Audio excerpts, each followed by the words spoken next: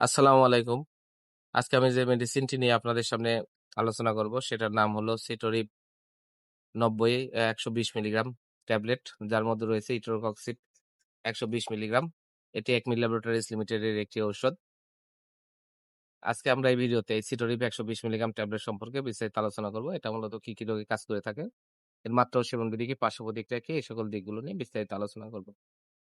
তো ১ম এ আসুন দেখে নেওয়া যাক সিটোরিপ ১২০ মিলিগ্রাম ট্যাবলেট মূলত কি রোগে কাজ করে থাকে। এটি osteoarthritis, rheumatoid arthritis, acute gouty arthritis সহ বিভিন্ন রোগের বেদনাদায়ক এবং জ্বালা-পোড়া উপশম নিরামশে এটা কাজ করে থাকে।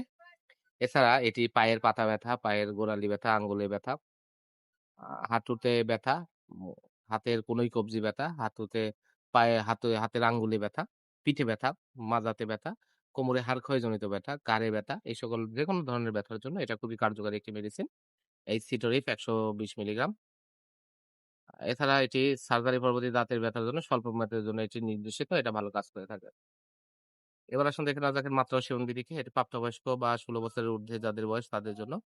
অস্টিও-আর্থ্রাইটিস, রিউমাটয়েড আর্থ্রাইটিস, গাউটি আর্থ্রাইটিসের জন্য সকালে এবং রাতে ১ টি করে ট্যাবলেট ২ বার আপনারা সেবন করতে পারবেন। ডাক্তারের পরামর্শ অনুযায়ী ৭ দিন থেকে ১ মাস আপনারা এই ওষুধটি খেতে পারবেন।